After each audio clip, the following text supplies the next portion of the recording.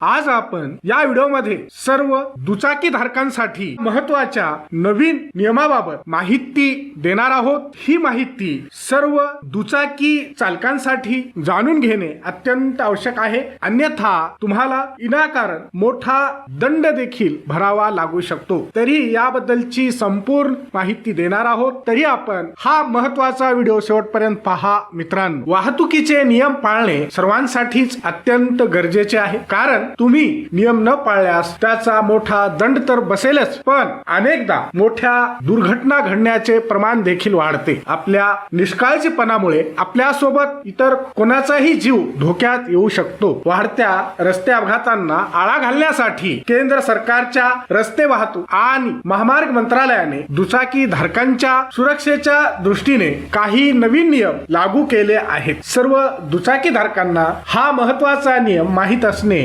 आवश्यक आहे। केंद्रीय रस्ते वाहतूक आणि महामार्ग मंत्रालयाने दुचाकीवरील प्रवासासाठी मागेच एक नवीन गाईडलाईन जारी केलेली आहे। देशात रस्ते अपघातात अनेक लोकांना आपला नाहक जीव गमवावा लागतो। हे होणारे अपघात रोखण्यासाठी केंद्र सरकारने मागेच नवे नियम बनवलेले आहेत, तर काही नियमांमध्ये बदल देखील केले आहेत। रस्ते वाहतूक व सुरक्षेसाठी सर्व दुचाकी धारकांनी या नियमांचे पालन करावे असे आवाहन करण्यात आले आहे। हे नियम दुचाकी चालवणाऱ्यांसाठी आणि दुचाकीवर मागे बसणाऱ्यांसाठी अत्यंत महत्त्वाचे आहेत। तर चला सविस्तरपणे जाणून घेऊ हे नवीन नियम। नंबर 1, दुचाकी चालवणाऱ्यांच्या म्हणजे दुचाकी चालकाच्या मागे बसणाऱ्यांना पकडण्यासाठी हँड होल्ड बसवणे अत्यंत आवश्यक आहे। नंबर 2, तसेच दुचाकीच्या मागे बसणाऱ्यांसाठी दोन्ही बाजूने पाय ठेवण्यासाठी पायदान अनिवार्य आहे, म्हणजेच बंधनकारक असणार आहे। याशिवाय